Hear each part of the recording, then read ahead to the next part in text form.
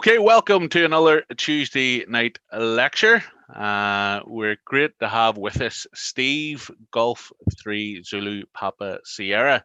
And Steve's going to be speaking to us about communications through the ages, through his 30-year extensive history there with the Met Police as a systems engineer.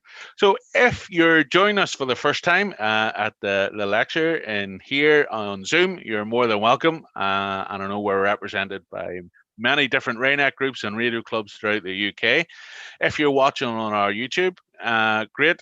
Please do hit that like button and subscribe, and feel free to leave a wee comment as well.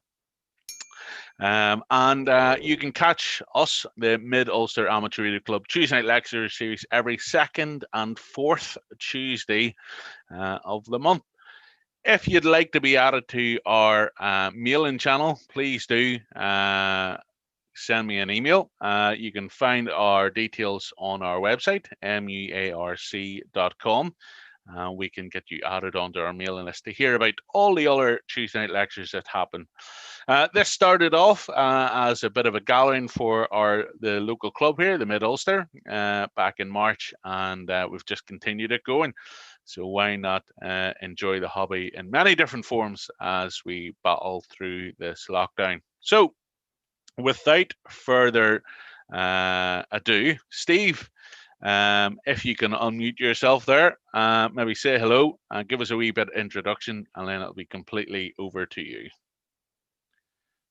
Right, I'll just unmute and share again. Hopefully you can hear me. Okay, Dave? Yeah, that's great. Okay, well, good evening to everybody. You've got some very old friends on here and some new friends, and as you know, I've sat in on one of your talks before.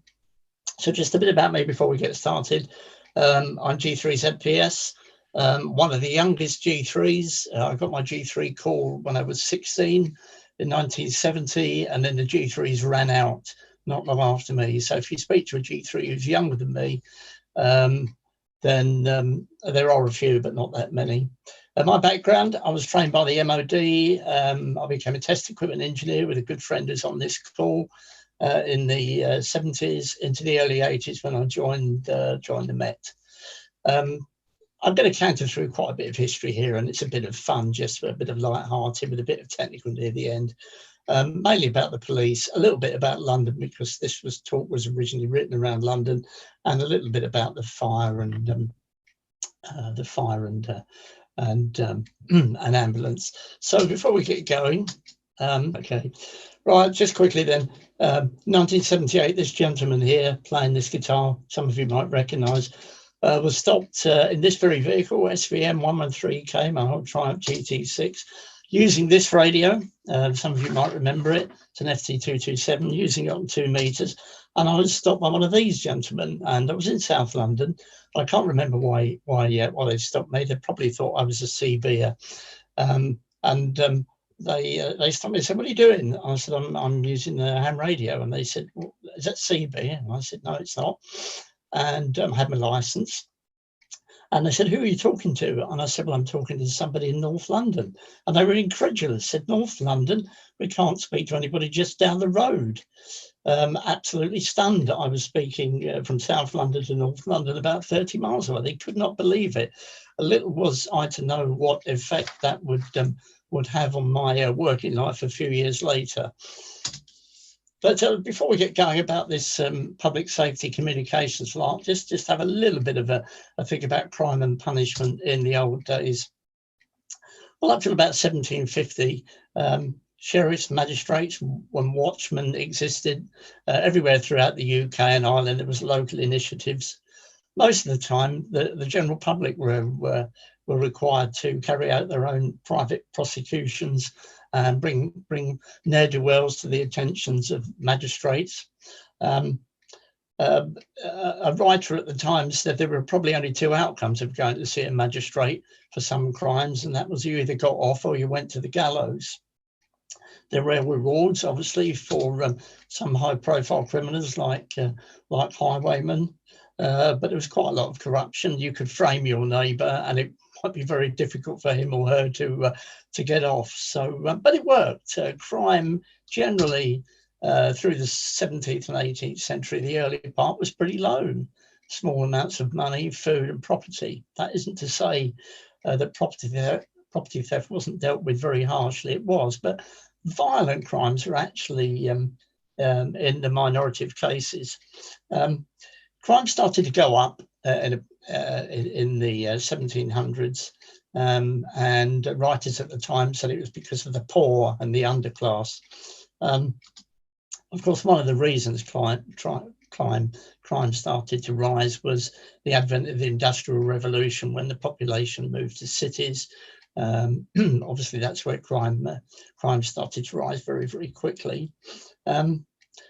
Even as late as 1818, the UK government was actually quite worried about having any militia or police service on the streets. They felt it was not acceptable in our free society. So crime started to rise quickly, and a few individuals started to think about perhaps we need something a bit more formal than a watchman and the sort of informal arrangements which had existed since medieval times, really. And I guess the first to pick up on this was these two gentlemen, the Fielding brothers. This is them from about 1750. Henry on the left, and his brother on the right. Henry was a magistrate. He's also a noted novelist, and if any of you know anything about the history of books, you might know that Henry Fielding wrote this book. It's called Tom Jones, regarded as one of the I have read it, some of it. It's in quite arcane language. It's quite bawdy in parts, if anybody wants a bit of a racy novel, written in 1751. And he was a magistrate, and he noted that crime was rising quickly, and there were rewards for catching serious criminals. So he started up, and many of you will know the name, the Bow Street Runners, with only six constables, 6 operatives in Bow Street in London. And his real aim was to catch those wrongdoers that seemed to evade getting caught, not only in London, but across the country. So he tried to formalise a sort of police force to actually go after career criminals, not just in London, across the country. Corruption was apparently still an ongoing problem, where they could beat the hell out of somebody and get a confession. But in many ways, it was an improvement on the sort of patchwork local initiatives that there were. He was followed on by his brother after he died, John, that's his brother on the right, who was blind magistrate. And the Bow Street Runners grew into the 1800s here in London and became quite well known. And here they are doing their thief-taking business. I'm not sure I would have liked to have met them on a dark night anywhere back in those times.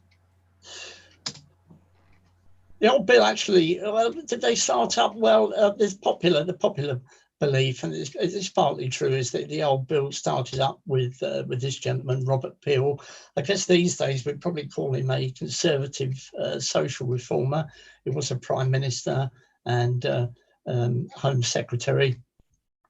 And he looked around and saw that crime was rising now rapidly in London. And he looked around a couple of cities. I think Ireland had one. Glasgow certainly had one, where they had even more formalised the police service into patrolling officers and gone one step beyond the Bow Street Runners. And he put this bill before Parliament for a much more formalised police service in 1829, which is the Police Bill, probably where the name Bill came from, and started off what is the Metropolitan Police Service. Was it the very first professional police force? You can argue that it probably wasn't. There were a number around the UK before. He had trouble getting good men, apparently, because he wrote what these days we call a person specification, like no drunkenness, no previous convictions for crime, certain height, certain age, and it was men. And it started, with him came this idea of the beat. Did he invent the beat where officers walked around specific areas? Probably not. It had been around before, as far back as all the local watchmen and night watchmen walking around. But again, it was a formalisation of a more structured police service. There they are. And I guess that's my first bit of communication, public safety communication with a police officer, is that if you knew where the beats were and if they were published and you could read them, you could go and wait on that beat and a bobby would be along in a minute or 10 or whatever it was. They had to walk around at a very specific speed so that you knew where they would be, and they had to stop off at landmarks, probably pubs. And certainly quite a few of them in the historical documents I've got were thrown out because of drunkenness, probably because they stopped at the pub and had a few drinks.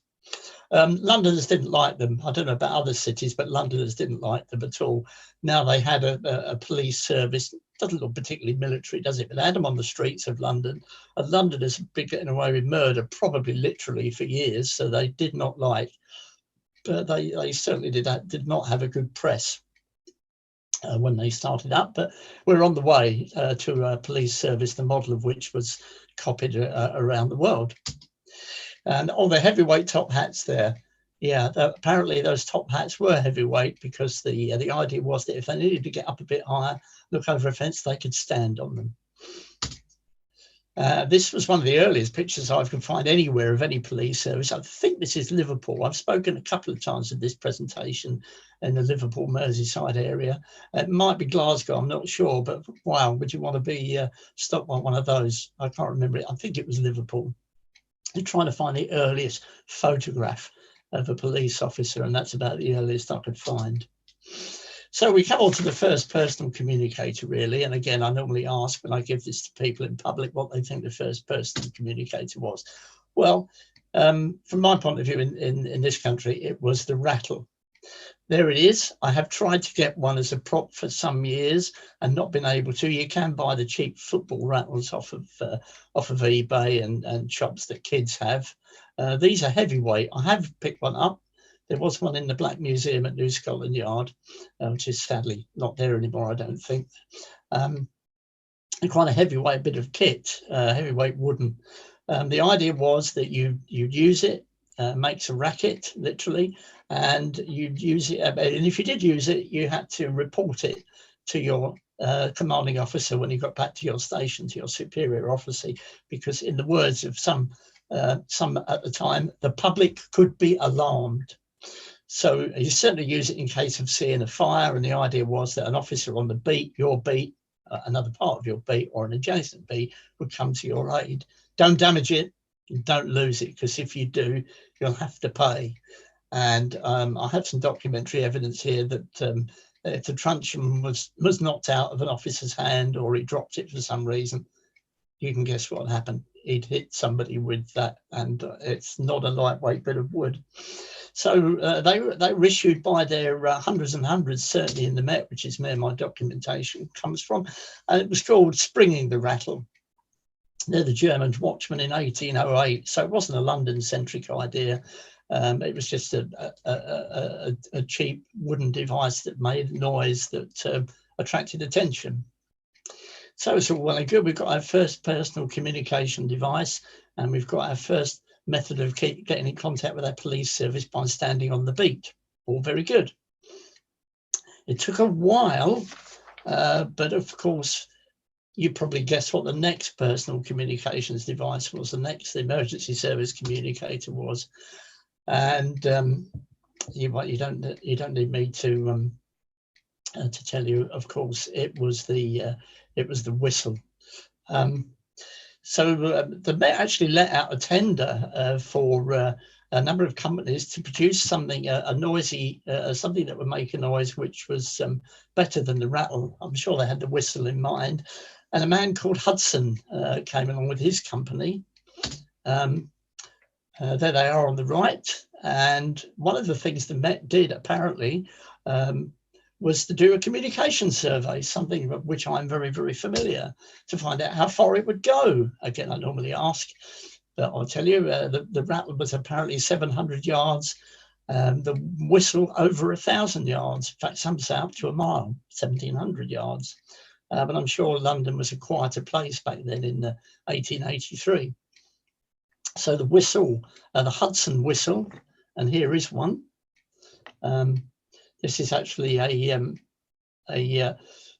City of London whistle, which I found in my grandmother's belongings when she died. My grandparents had a pub in Fleet Street in London. And I think my grandfather was quite friendly with the local constabulary. So this is a whistle of exactly the type there. Now, normally I give a demonstration of this when I'm in a room giving this presentation. I can't really do that because some of you might have your expensive high headsets on. And if I blow this and it's really loud, you know, you'll either temporarily or your highly expensive comms headsets will explode. So some of you, and obviously many of you are far too young, may remember Dixon of Dock Green. I'm sure it was screened all over the country. And if you do remember Dixon of Dock Green, the whistle noise was in every episode, I think every damned episode. And the code for summoning assistance, if you're on a beat with a whistle, was to blow it 3 short blasts 3 times. And I've given this talk where there's police officers in the audience. And we normally have a bit of a play with it, but I'm not going to do that here. The whistle remained in use until the 60s. After that, it became largely ceremonial, you know, on your pocket. And I'm sure we can all remember looking at, if we haven't been to Italy in recent years, we can remember films of Italian traffic policemen with their P whistle directing all the traffic. So the whistle, you know, globally became a sort of a warning and a device used by the police and others around the world. Quite incredible. That, you know, and the thing that makes me laugh is it took them years to move from the rattle to the whistle, but it did. So there we go. We've got the comms equipment. We can meet a police officer now. We've got some formal police service. So everything's going really well. But then another technology came along, which was to start to have a bearing, and the telegraph. Again, when I'm giving this talk in public in a room full of people, I say, who do you think these 2 gentlemen are here on the left? Many of you will, of course, know it's Wheatstone and Cook. Now, Wheatstone and Cook didn't invent the telegraph. As with many technologies, it's not just one person or one group of people. It sort of it either popped up around the world in different places, or it was invented at an earlier time and didn't work very well, which is what happened with the telegraph. As far back as 1816, a man in London called Francis Ronalds had a working telegraph and offered it to the military, but they said no.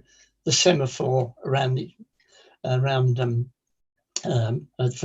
semaphore towers around the UK between military bases mainly worked fine, and they couldn't see anything in the telegraph. Probably the wiring wasn't very good at the time, but Wheatstone and Cook came up with the first commercial working telegraph. Make a note of this. How many needles would you like? 1 to 5. There are all sorts of, as time progressed, the number of needles on the telegraph indicator. Look at that one carefully. That's a 4-needle telegraph. And I think you might note that not all the letters of the alphabet are on it, which comes up in a minute. So pay attention. Railways were the first adopters, and some of us who are a bit older will remember travelling around the country with wires and wires everywhere, and apparently there was an awful lot of wiring for the telegraph, certainly around the UK and probably around the world. The little Union Jack up there in the corner is, of course, to signify that America came up with another idea, Morse. Samuel Morse, he thought his telegraph was better than our one. Of course, Morse code didn't start off as an oral code that you listened to. It started off as an inking code on strips of paper, but it became an oral code, and for that you had to train people. Whereas with this, you just had to read the letters off the indicator and write them down. But of course, we did use Morse on our very early transatlantic telegraph cables, but we mostly stuck with needles and pointers. So that brings us to one of the first chaps, unfortunate individuals who was arrested by use of technology. And it is this man, John Towell, his name is. There's a drawing of him, 1845. I won't bore you too much of the history. He was a bit of a career criminal, claimed to be a Quaker, and was transported to Australia in 1814 for forgery. That may have been a capital punishment offence, but anyway, got away with it. I think at the time, going to the gallows, sending a Quaker to the gallows was not something any magistrate wanted to do. He worked his ticket in Australia, became a respected chemist, and came back to the UK in 1838. Things didn't go well for him. His wife died, and before his wife died, and he immediately took up with his wife's nurse called Sarah Hart. That would have been all right. Well, not really all right, but you know what I mean. It would have been all right, but he had already married again to, I think, a Quaker woman. So now he had a mistress and a Quaker wife, and he also had some children, I think, by more than one of the women involved, 3 women. But he got himself into a bit of a tricky situation financially, and his solution was to murder Sarah Hart, which he did. He poisoned her on the pretense of having a drink with her in Slough, and he poisoned her with prussic acid. But as he left the house where he poisoned her, the neighbours ran in and spotted him running to Slough railway station. That is Slough railway station in West London, as it would have looked around the time. Doesn't look like that anymore, of course. Shame. And he was seen running to the station. A constable was called, and the constable went to the station and questioned the station staff, and determined that he had got onto a train going to London, and asked the telegraph station at Slough to telegraph Paddington Station with this message. And you will note that some of the letters are missing. Quaker particularly always makes me smile because it says Quacker, but it's Quaker. And Gust is a misprint somehow. Anyway, he got off the train at Paddington, and he was followed. And eventually, when he was determined that he was the probable murderer, he was arrested. Again, I won't go on about him. He was tried and went to the gallows. He claimed that she'd been poisoned by cyanide seeds, cyanide in the pips of apples, and he became known as the apple pips murderer. But if any of you know anything about chemistry, you know you have to crush thousands of apple seeds even to make yourself sick. So emergency services thought, wow, there's something to this telegraph thing, and it started to appear. It started to get installed certainly around the UK, between divisional and headquarters offices, because clearly you could pass messages, important messages. You could catch wrongdoers with it. But it was more work. It was the beginning of bureaucracy. Sir Richard Mayne, this commissioner here, 1868, he hated the telegraph, because now you had to have people reading the telegraph in your police stations, and you had to write down what was sent to you, and you store it, and you had to pull it out in case you needed it later. And his view was, we go out on the street and we catch wrongdoers. He did not see the value of this bureaucratic paperwork which was starting to appear in policing. But of course, he was it was the unstoppable march of technology. The instruments gradually got better and better. This is the ABC instrument here underneath Sir Richard's picture. Very simple. Turn the knob for the letter, press a button, and a train of pulses go down the line and turn the indicator. So very early code. I've seen these in the Science Museum. So very simple to use. You don't need any great training to just send the message or receive the message. And they proliferated then in public safety, and of course in all walks of life. Telegraph in the early 20th century became a big thing. Of course, the telegraph begat the teleprinter. Creed, one of the biggest makes. Some of you might have had Creed 7Bs in your ham radio life. They're a big mechanical beastie, remarkable really. They kept very reliable, and then of course that went on to Telex. That's the Met Police's teleprinted room in 1930. So there we go. There's another communications technology in use by the emergency services, and it all settled down. Everything's great. Got the telegraph. We've got the whistle. We've got the beat. That's great, isn't it? Even Richard Mayne was outmoded in the end, and the telegraph started to take over. What could possibly change? Oh dear, another technology has come along, the phone. Don't tell me who invented the phone, because like the telegraph, there's so many claims to what is generally expected to be Bell. Anyway, the phone came along and started to make its presence felt in society, and the police got, certainly in London, in my documentation of the Met was a little bit worried about the telephone. And in 1880, Superintendent Foynet of B Division said the telephone is not suitable for the police. And 1901, the sergeant, who remained anonymous, said, if this thing goes on, we'll have the public calling us up directly. There was a view that if the general public, and there weren't many general public, let's be honest, at the turn of the century, started to be able to phone up their police office, there would be cranks and malicious calls, and the Met resisted. Around the country, other forces started to allow some connections from exchanges into their headquarters stations. The Met resisted. And the Daily Mail was involved, isn't it? Always the Daily Mail. And in 1898, they started to run a thing called Our Telephone Crusade, which is basically this new technology is around. Why shouldn't the public or somebody who has a phone be able to phone the police? And eventually the Met did cave in.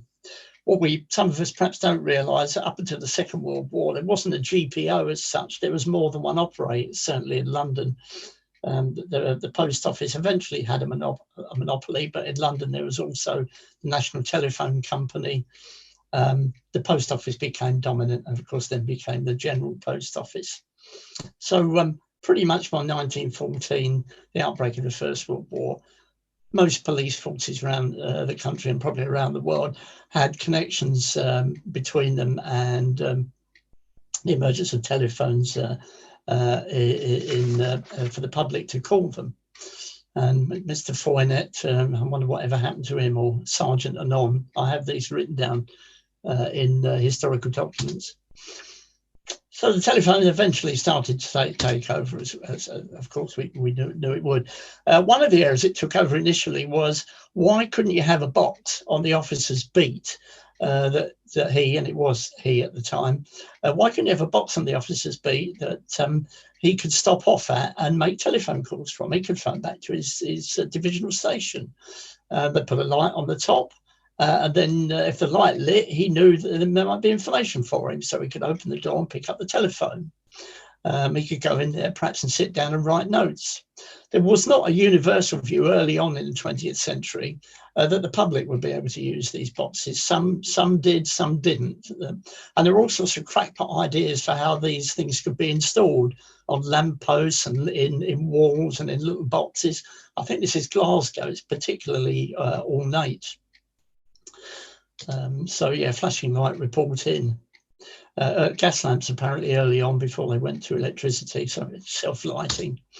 And they started to proliferate again. Thousands of them, hundreds and thousands of them started to appear on beats all over the UK.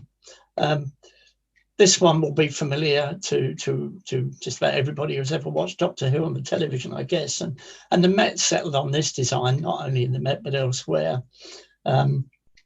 Become a bit of design icon, really. And the innovation here was that the officer had a key that he could get into, and it was in fact a mini police station, so much so that you could almost do away with the police station near him. He could almost use that as a base. He could take if he arrested somebody, he could take him there. He could take his refreshments there. he could make notes in there. And of course, the innovation really was that now the public get access. And I love this phrase, police telephone free for the use of the public. Officers and cars respond to all calls. Assistance available immediately. Love that, immediately. Wow, that's good, isn't it? Straight off.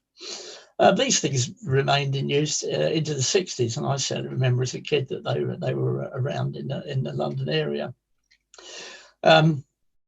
One of the most famous numbers in the world appeared around this time. This is New Scotland Yard, one of the many New Scotland Yards. The one that I worked in Broadway in Victoria has just been pulled down. So that makes me feel great. And in fact, the New Scotland Yard, or the New Scotland Yard, is moved to just to the right of that building there. It's a Cannon Row, it was called, but it's now New Scotland Yard when you see it on the TV.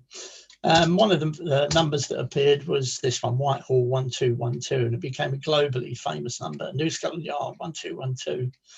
I was highly amused that when I started working in the Met in 1983, one of the places I worked, I had an extension off of the 230-1212 exchange, and you can phone up 230-1212 and you get a non-emergency service operator, and you say, "Can I speak to Steve Shorely, please?" And they go, "Yeah, putting you through." And I thought it's just great. On my business card, it said 230-1212.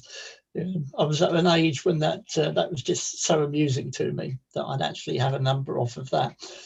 But of course, the person who answered your call when you phoned Whitehall 1212 was not an emergency service operator. It was just a non-emergency operator in New Scotland Yard. And of course, that brought with it some interesting times.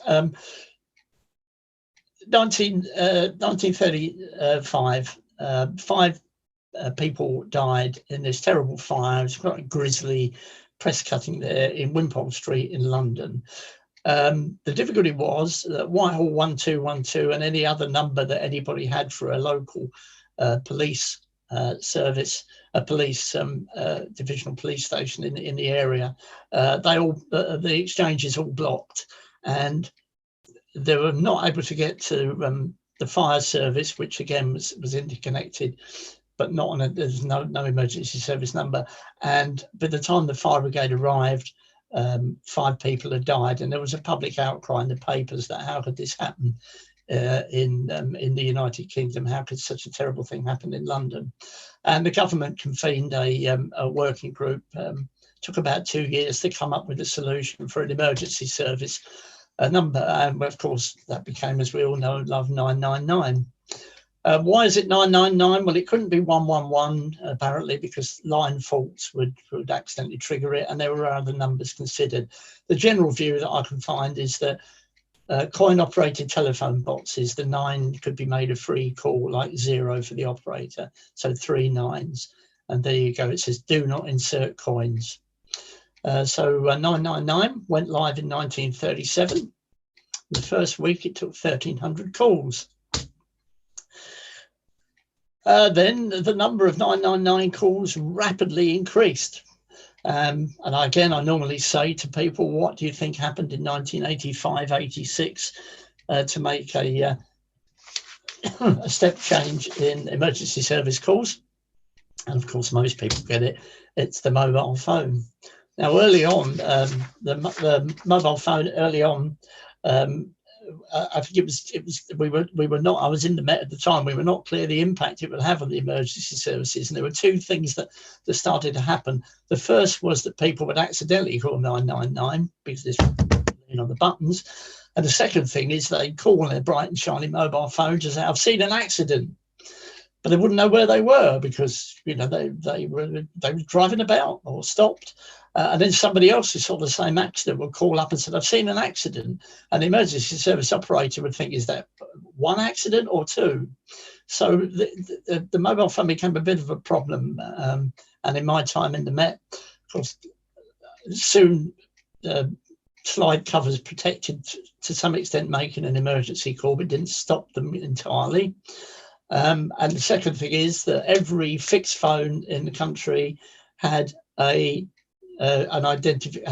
location. GPO or BT knew where it was. Mobile phone, nobody knew where it was.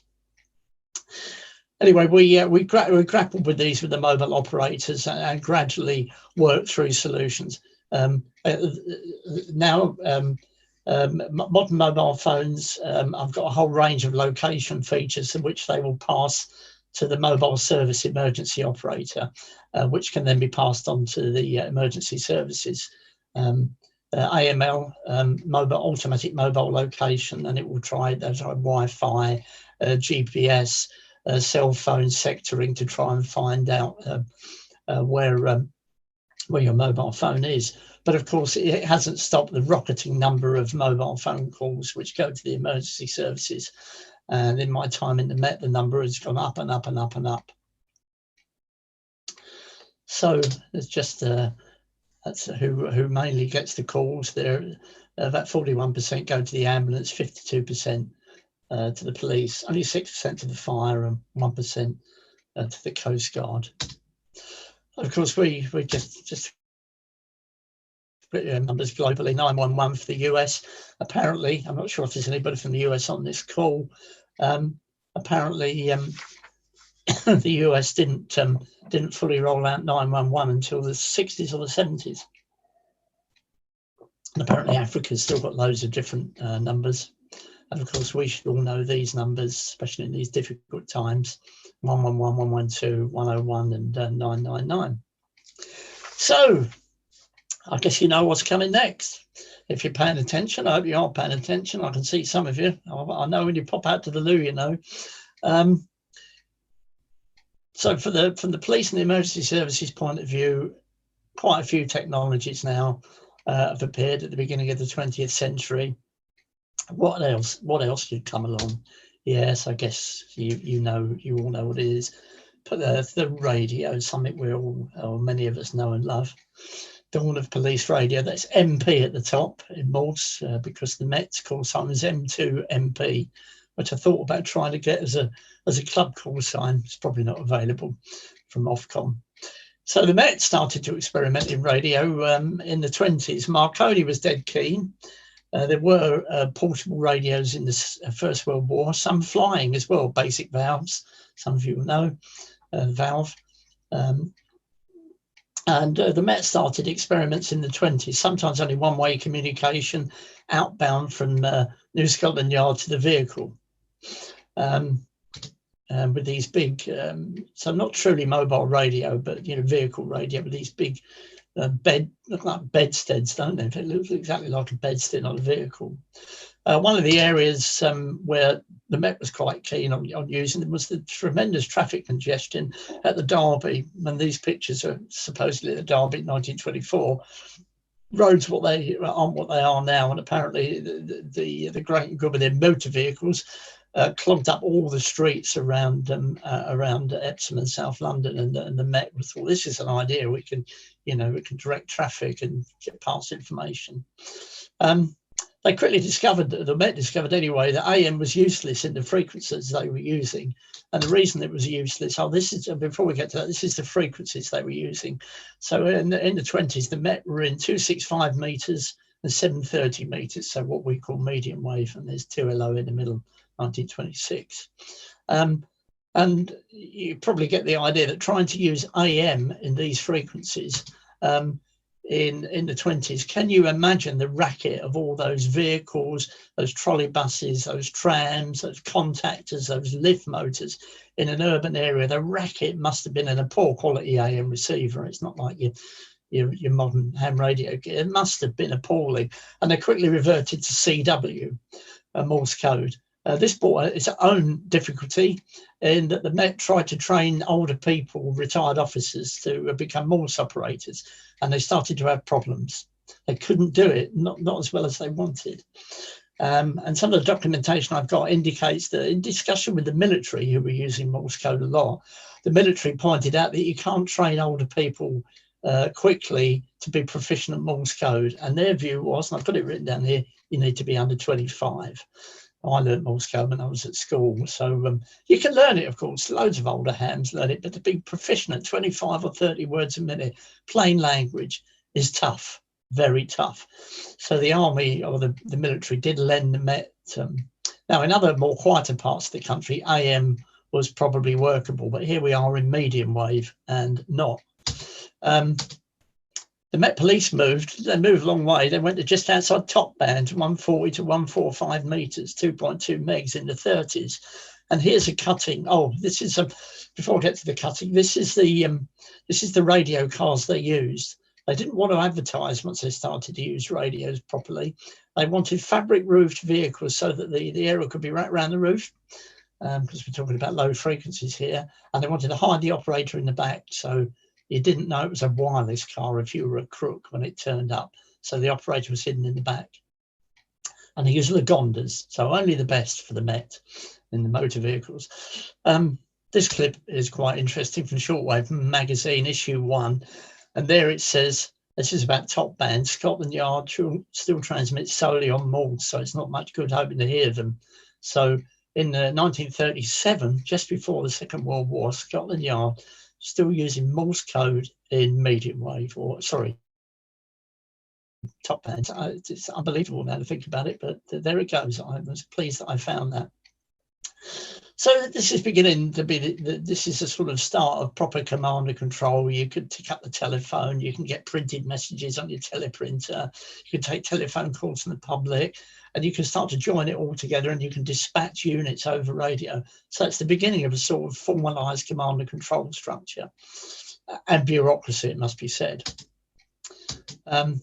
Oh, this was, I think this is Liverpool again, or Lancashire Police, who claimed they were the first. Well, they sort of were, because if you look at these, they're clearly using something near a VHF or HF. They're not using medium wave, but, you know, the first they claimed to be in 1935, 36. Not a very good picture, but I've left it in there. I'm not sure if the guy on the bike actually had one. That would be quite something, wouldn't it, in 1935? Anyway, World War II came along and valves started to get small, and they could work at VHF. They were made in their millions, and we had crystals as well. Didn't have those early on. That's a forgotten chapter of history, worthy of a presentation in itself.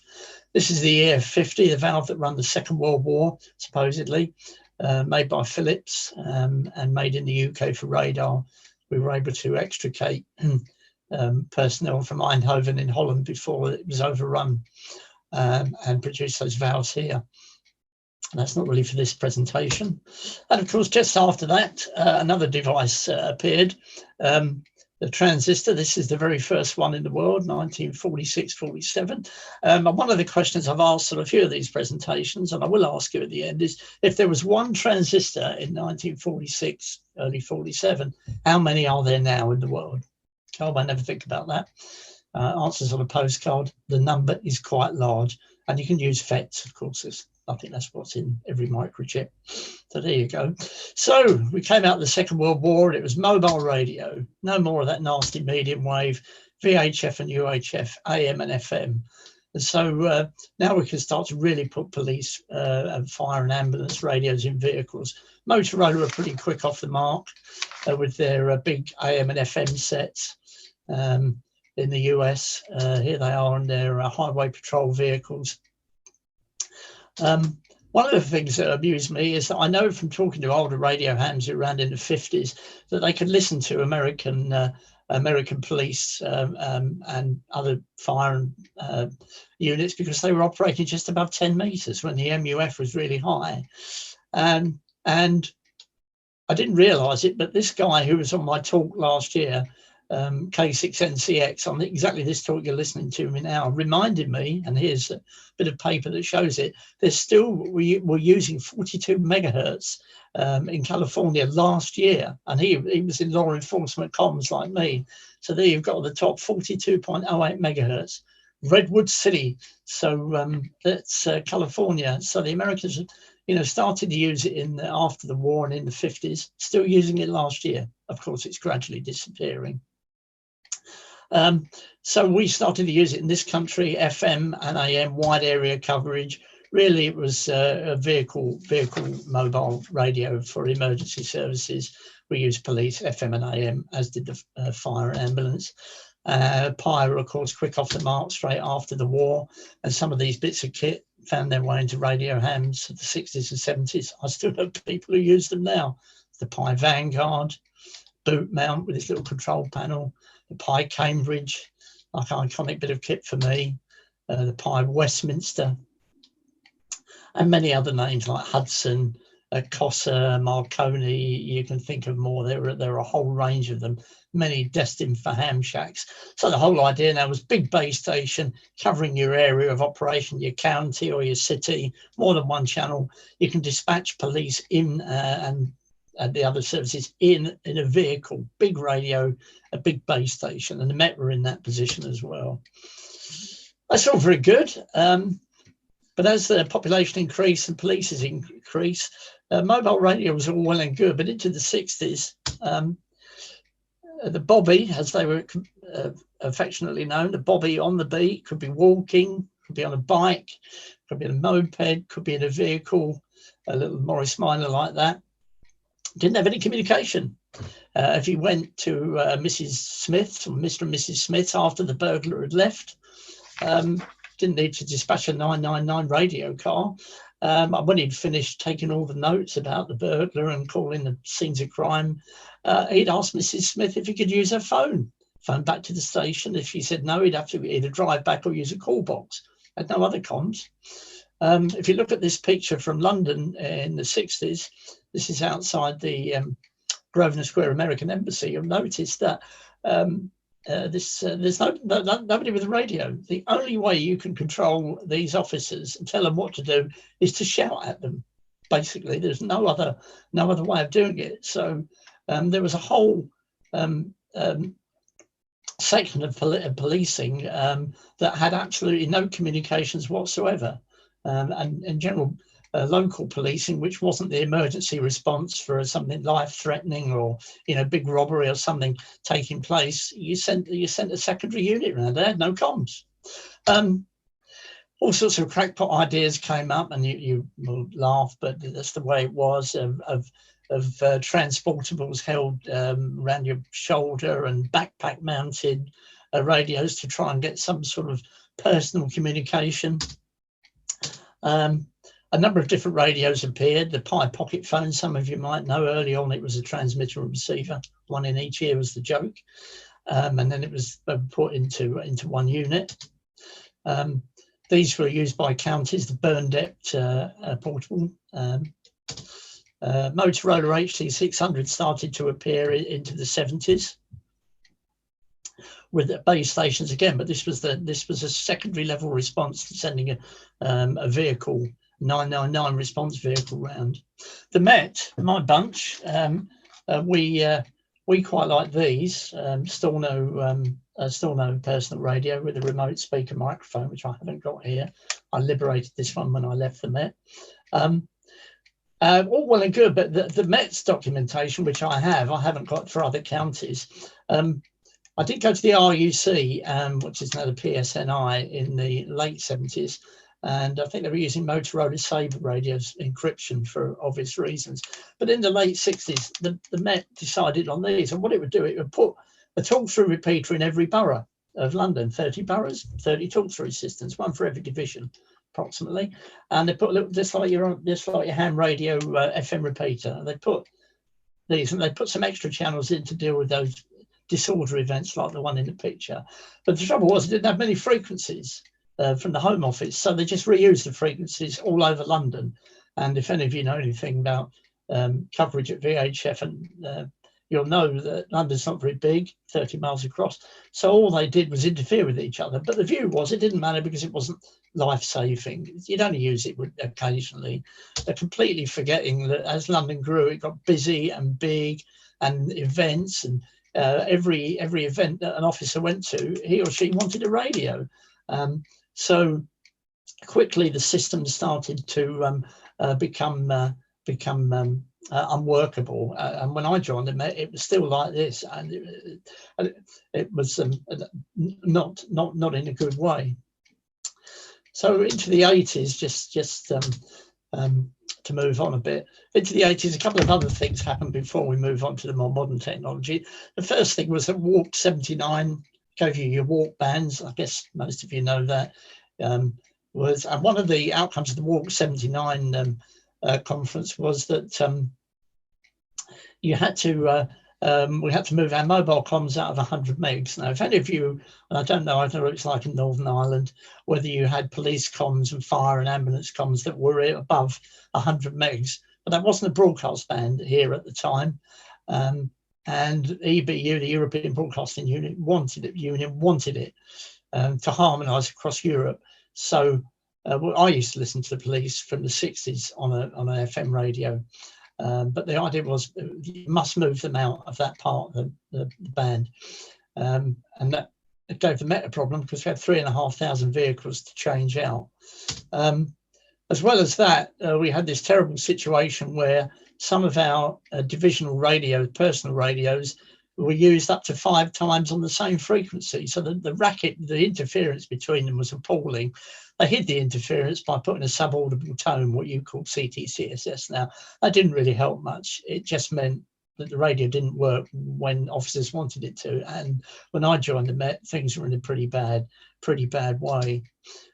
So there we go, UHF radios in a lot of counties. I'm not sure in Northern Ireland, VHF handheld radios in London, and mobile radios in 100 megs. So when I joined the Met, all of this needed to be upgraded and renewed. Just a little bit now, so the Met needed a big upgrade. Just to give you a little bit of background on some of the other comms in the 70s and the 80s. Fire brigades, especially my experience of the ambulance service, my experience of the London ambulance service, very basic mobile dispatch. 999 call went to ambulance headquarters. Somebody wrote it down on a piece of paper, sent an ambulance, and the ambulance team would say, yeah, we're on site, we're dealing with the patient. So very, very simple and very limited liaison with other emergency services. You get out a big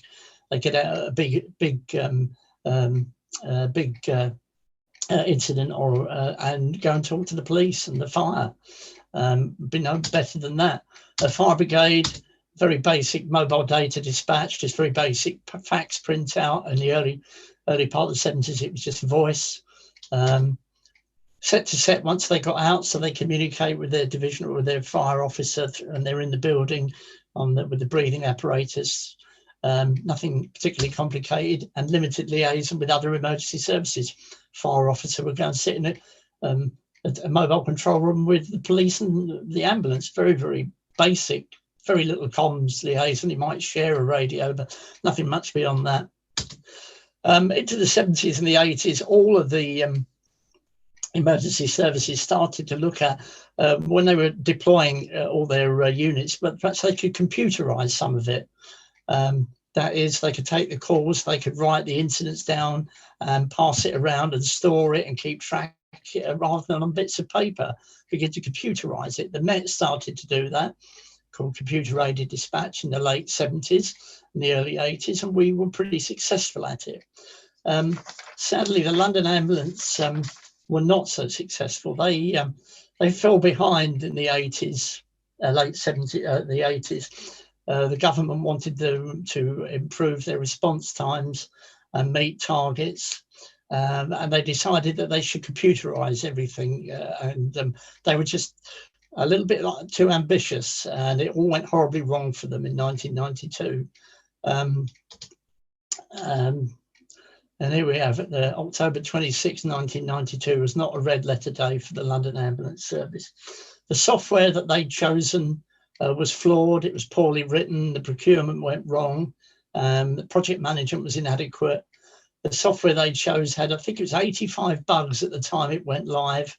It used automatic vehicle location and basic mapping to try and track the ambulances. The worst thing about it was the frontline staff, if they had any training, and some hadn't, they hadn't been involved in the development of the management process. And if they'd had any training, it was months before and they'd forgotten it. So they were supposed to press buttons on the control unit and it would upgrade the software, but they didn't. They just jumped out and started dealing with the patient. So the system thought, somebody's not assigned, I'll send another ambulance. And so multiple ambulances were turning up at the same incident. At the same time, they weren't turning up to other incidents. So the public, not getting an ambulance, phoned 999 again. And the system then didn't know what to do. It didn't have any ambulances. So it didn't actually crash. It just slowed to a halt, and the whole system, the management system, fell apart. And they had to revert to paper. People died, although the number was hotly disputed for years. There is no doubt that some people died as a result of the hours it took their ambulances to get. And it was a salutary lesson in trying to make a management process with software work when you hadn't consulted, hadn't carried out proper procurement. Comedy of errors. There are a whole loads of case studies about it, you know, how not to do something. You can search for it if you really want to read it. The London Ambulance Service. They did get their act together a few years later and sort of pulled themselves back up. But loads of people resigned, and the whole thing was an absolute farrago. So in London, we had some in the UK, we had some defining moments for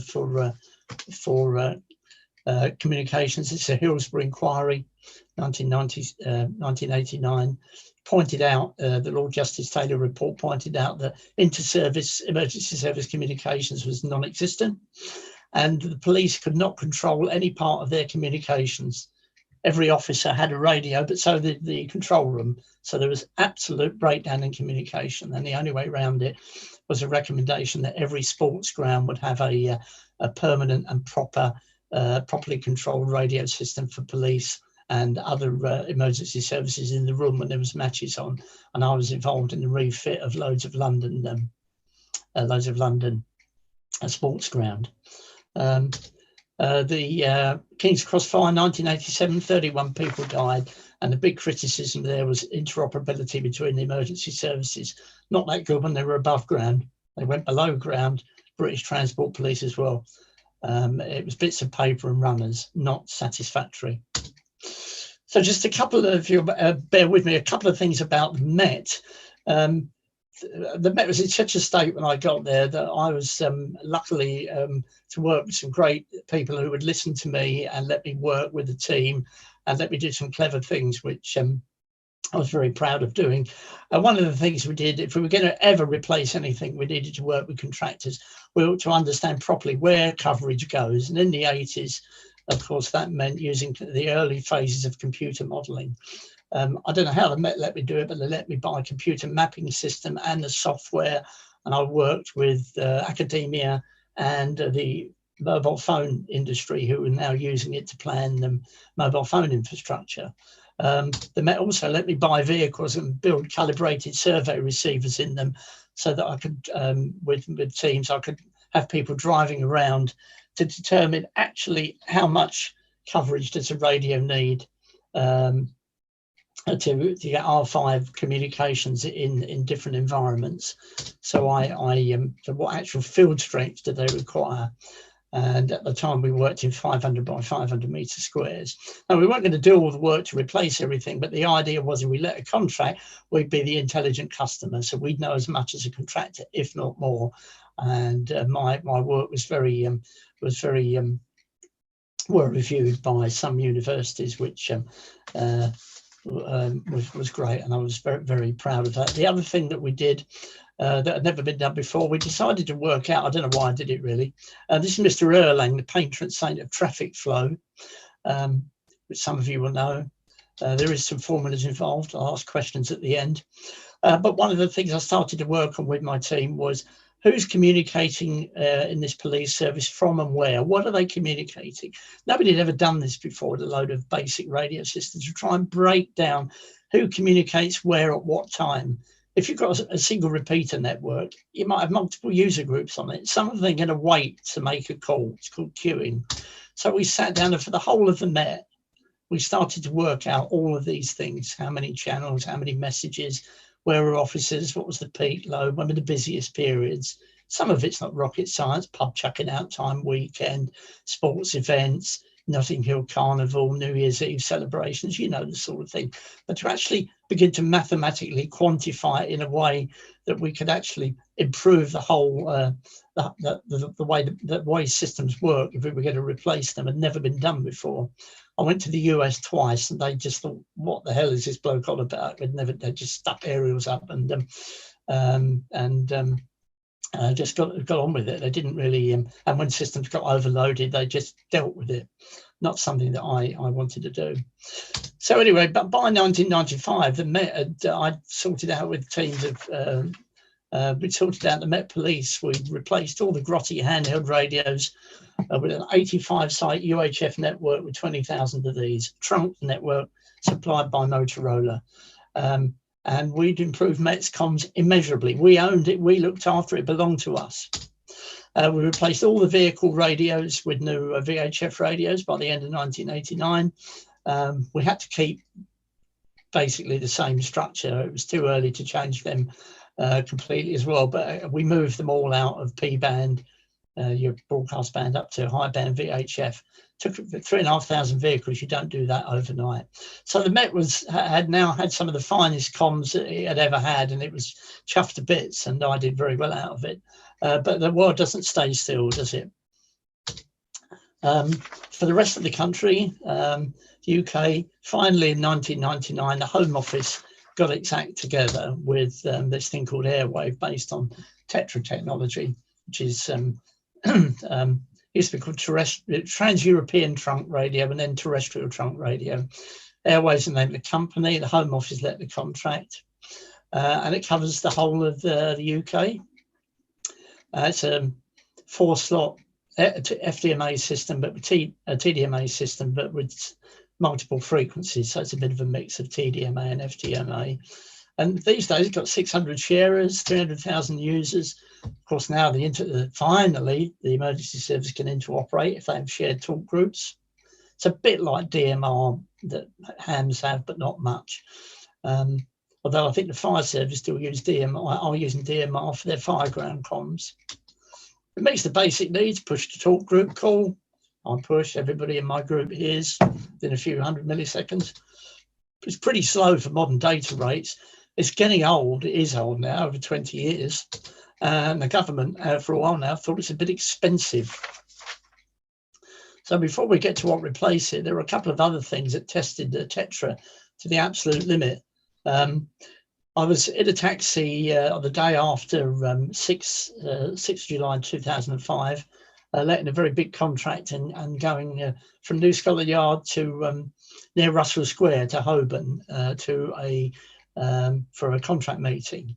And on the way there, the taxi driver said, "I think something's going on, mate." I had no idea what he was on about. He does a few calls on the taxi radio. He said, "I think something's going on, but I'll get you there." And he dropped me off.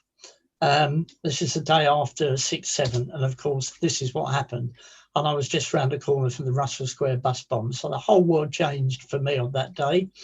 I realised that not only were the Olympics going to test the Met's communications, but now we were in a situation where we had one of the most major terrorist events we'd had for many years, just 7 years before 2012, and they came together to affect me. So now we were going to run an Olympic Games in a city with a very high terrorist alert. And of course, the biggest security operation for 65 years, and now a terrorist threat. I was not how it was in Beijing or in Greece in 2004. So we were now in a completely new ball game. 6 years of planning and a fixed deadline. I started working in 2006. Global TV audience, thousands of extra police. They'd all need radios and security.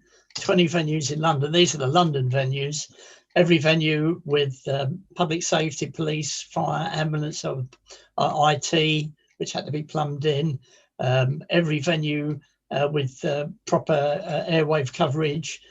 We had to bus officers in from all around the United Kingdom, and we had to give them radios. They couldn't bring their own. We had to give them pre-programmed radios, so we had to buy thousands more.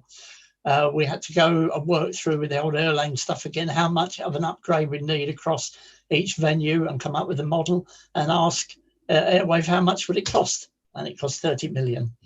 And at the end of the Olympics, we said, "We don't want it anymore, you can take it out." I don't know whether they did take it out, but they wanted us to keep it, but we weren't going to pay for it. It was a one-hit thing. Olympics comes, Olympics goes. It went on for pretty much without a hitch. I did have a few interesting problems, but nothing that affected public safety. And we got through the Olympics. So we're back to Airwave. Actually proved its worth. It worked. fantastically well. For all its, there are shortcomings. The Met didn't initially like Airwave because it wasn't our system. We'd owned our own one up until then, but it worked and it did a good job. So before we race to the last few slides here, of course, around post 2000 and through the Olympic Games, there was a data explosion in the world, which I guess, we didn't expect back in the 90s. And sometimes called the iPhone epoch. The whole world changed around the time of the iPhone first coming out. The world went data mad. How can I connect with with the police? How can I report crimes? How can I find out about burglaries in my area? Could I send an SMS and report a crime? Could I get a crime number back? Can I take a video and send it to the police? What are the challenges on the police side for data sharing? Am I allowed to share it? Can I share it internationally? Is it useful data? Is it spoof data? What's the privacy issues around it? Body worn cameras, you can see there, command and control there at the bottom. How do we deal with data coming in? A CCTV, not all of it's digital. Can I find it quickly to find out if I can find a film footage of an incident? I laugh when we say footage. There's no digital feed, is there? Film and footage. The police want iPads. Everybody wants an iPad. Are they secure mobile data in vehicles? The whole thing started to explode, and it's not resolved yet. It's still working through. But what this really pointed to was that the whole world was data changing, and all those technologies we knew and loved before, yet again, we're now going to have to go through. A change, and we're coming to the last couple of slides. We moved to this thing called the ESN, Emergent. It looks like an upmarket ham radio, hand portable, which I suppose it is, but the talk groups, which look like ham radio groups, nets, they're set up in software and they run over the 4G network. So we're getting in on the act. Is it real radio? I don't know what real radio is.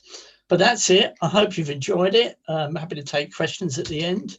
That's me, G3ZPS.com, G3ZPS Ham Radio on Facebook, at Steve Shorely on Twitter, and some of my music and ham radio stuff, which is another presentation, is on YouTube. So thanks very much. I'll unshare. And you can unmute. Dave, over to you, mate. Yeah, great, Steve. Thanks very much. I do appreciate you taking the time there. Okay, so I was just thinking there, if anyone would like to has a question, would like to ask Steve anything, if you want to raise your hand. I see Jeff, I think, were you clapping there, raising your hand? You can definitely unmute yourselves now if you have any questions. If you would just introduce yourself with your name or your call sign before asking, just so we know who we're talking to, that would be great. So feel free. Yeah, quick, more latest information from an officer I know who's based in Hackney. The Met have changed from Motorola to Sapura, still on Tetra, and the improvements have been dramatic. I wonder if you have any explanation of why there is such a big improvement just from changing. No, absolutely none. Well, yeah, you're right. Motorola provide the service for Airwave. They don't provide the hand portables. Hand portables can be provided by any approved contractor to run on that Tetra network that the customer sees fit. And I think the Met have used Sapura for quite a long time. I'd have to check. I think Met have been using Sapura for a long time. So no, I've got no information on why one Airwave hand portable should be any better than another. But the Sapura ones have been around for a long time. I can't imagine they're going through a huge amount of updates because that network is it's time limited. It wasn't supposed to be there even now, but I'm glad he's happier with his Sapura radios. It was very useful in the Tour de France because, of course, French police officers came over. In fact, French police come over for all sorts of things into Kent, and of course they use Tetra, so they can They had their own talk group. How international will the ESN? Unfortunate letters, really, but you recognise a few bits of that, don't you? Just a little bit, yeah. I remember. I think one of my memories is walking in your office in the late 80s. Obviously, a man of the leading technology you were. I think you had one of these really all singing, all dancing, huge, big plotting machines. And I remember reams of paper with all those surveys that you were doing with a lovely coloured pen. I think it was probably a HP machine. Yeah, it was massive. But what my question was, Steve, was knowing what you know now and having seen, over 30 years of your experience, would you have done anything differently? Would you have made any different decisions? Or? Yeah, thanks, Tom, mate. Yeah, that's a cracker. No, I don't think so. I mean, obviously, I did quite well out of it. I'm very proud of that we put Met Radio in the Met. I think that's, I still talk to Paul Glaser and people and some of them about that, because we initially no, I don't think I would have done anything. Initially, we thought we wouldn't be able to do it because Paul Condon said, I ain't spending that amount of money. And we managed to get the price down with Motorola. So I don't think I would have done anything. No, I don't think I would have done anything differently. Oh, there you are, mate. I can see you now. That plotter was an A0 plotter, and there weren't many of those at Hewlett Packard. It was about this wide, wasn't it? And it would chuck out these fantastic maps. Like a film. I don't know how the Met, honestly, Tony, I don't know how the Met let me spend all that money on like mapping systems and 2 Ford Sierras. How did they do it? I mean, they just, I don't know. I said to Paul Glaser, can I have another car? And he went, yeah, all right, then we'll see what we can get. We've got brand new F-Reg, weren't they? 88, 89. I don't know how they just let me spend a bloody fortune, but it was great. Great times. Yeah, fantastic. Yeah, nice to see you, Tony. And Okay, Eric, go ahead there. Right, Stephen. Steve, thanks very much for the talk. Very interesting tonight there. I've just a couple of wee items. Don't know if some of the people that's on here tonight can remember the police coming through on the ordinary car radios way back in the maybe early 80s. I wonder, do you recall any of that? It used to be used to be just on an FM radio in the car. That's what I said, yeah. I mentioned that. That was I mentioned that in the slide about the Walk 1979 conference. A lot of police bombs are between 100 and 108 megahertz. That's correct, yes. Yeah. And the Walk 79 conference said to the UK, we want that to be it was the European Broadcasting Union, EBU, said we want that to be harmonised across Europe to be a broadcast band, and that's one of the reasons that the Fire Brigade, and a lot of them, I don't know what it was in Northern Ireland, but they were low band 68 to 88, but a lot of police services in the UK, certainly I can't talk about all parts of the UK, but in England, the counties around London and London were in that part of the spectrum, and we had to move. I ended up I got Radio 1 on the air in 1989 with my friend Paul Glaser, we just spoken about. We got out of the band in time for Radio 1 to get on 98.8 megahertz London, and Radio 1 invited us to broadcast in-house for reception because they were able to get on. It's amazing to think that Radio 1 was on 247 meters medium wave and not on VHF. It's just incredible. In 1989, Radio 1 in the London area was not on VHF. It's just remarkable to think. It doesn't seem that long ago to me. But of course, by the end of 89, the whole of that 88, 100, 108 megas, everything had gone. It's all broadcast. Police and fire were both on B-band here. Your area may be, but it was amazing. As a kid, I could listen to them on my dad's FM radio, and the talk-through was always off in London. So you get this beep, beep, beep. So you couldn't hear the car, you could hear the dispatcher. And occasionally they'd turn the talk-through off, and it was exciting for a kid. You could hear the chases and stuff. But that all disappeared. But it was good fun. But ultimately, old hat. No, that's like whenever I was sort of interested, really way back in years ago. I forgot to say my name's Eric here, GI0AMSI. Maybe I've got it, Eric. coming up on the screen. Yeah.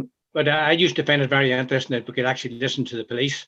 A couple of hobby things. We are doing a bit of work in a local glen down here, and the mobile phones just don't work in the glen at all. So some of the boys came up with a great idea of using one of these. It's a little whistle. Yeah. If any of us got into trouble, we could blow the whistle 3 times. That's brilliant. But it came from mobile phones back to the whistle again. Yeah. The other wee thing I want to show you here, which I have sitting in the shack, and I'll show you it here now. Hey, well done. That's a Morris 1000 police car. Dear, you guys have got everything in one. There. I've got one of those. I should have given my presentation to you first 2 years ago. I could have used all of this material, but as I said, I haven't got many more of these books now. They're mainly my second lectures on the old ham radio kit and why the hell do we bother with it. But you've got some great stories and stuff. Brilliant. Very good. Okay. Thanks very much. Anyone else have any sort of final questions there before we let Steve off the hook? Okay, John, you've got your hand up there. MI6XGZ. Go ahead, John. Hi, Steve. Thanks very much for the presentation. Can you hear me okay? Yeah. Okay, just a couple of things. First thing, you were talking about the Bow Street runners in the early part of the lecture. And there's actually, the main street in Lisburn is called Bow Street. And years ago, when I was able to run, I used to run from the far side of Lisburn through to Belfast and run through Bow Street. So I'm now going to call myself the Bow Street runner. You have. Teleprinters. Now, when you talked about the teleprinters, and I don't think you mentioned the pager system, POC, and Flex. Yeah, go on. The first thing when you said teleprinters, that's the first thing I thought of. Yeah, POC, and Flex. You still see an awful lot of traffic on POC, and Flex. A lot in England of emergency traffic through ambulance and contact setting up ops groups. Yeah. On the Tetra system. Yeah. It's fascinating. The other thing was going a couple of things. Ulsterbus, you talked about the network radio system. Yeah. The Ulsterbus over here took it on and got the whole system set up.